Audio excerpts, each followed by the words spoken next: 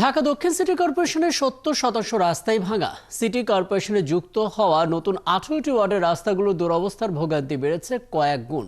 আবার অনেক রাস্তা উন্নয়নে নামে খনন করে ফেলে রাখা হয়েছে বছরের পর বছর। তবে আশার বাণী শুনিয়েছে দক্ষিণ সিটি কর্পোরেশন। আগামী ১৫ দিনের মধ্যে ওয়ার্ডগুলোর অলি গলির রাস্তার কাজ শেষ করা হবে। আর বড় রাস্তার দরপত্র এরই মধ্যে আহ্বান করা হয়েছে।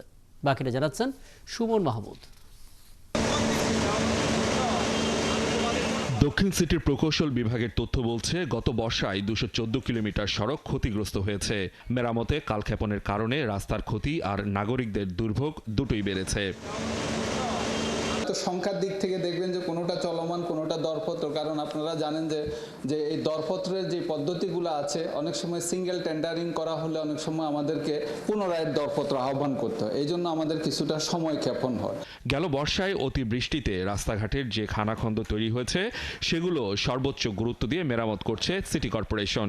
আর বড় রাস্তার কাজগুলো দ্রুত সময়ে শুরু করতে দরপত্র আহ্বান করেছে ডিএসসিসি।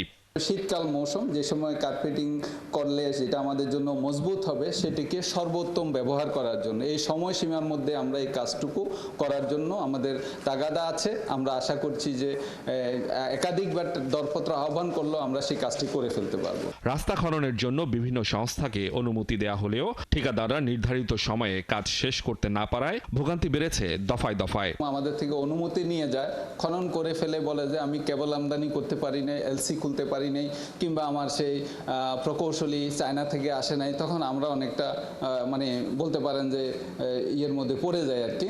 তখন যেহেতু সেবা সংস্থা, সরকারের অন্যান্য সংস্থাগুলো, তখন আমাদেরকে এই পেইনটুকু নিতে হয়। কিন্তু আলটিমেটলি সকল দোষারোপটাই কিন্তু জনগণ, সিটি কর্পোরেশনকে আসলে দোষারোপ করে।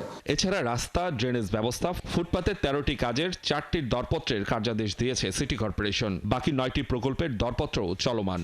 সড়ক খননের 12টি কাজের মধ্যে 7টি চলমান, আর বাকিগুলোর দরপত্র আহ্বান চলছে। সুমন মাহমুদ, ৭১, ঢাকা।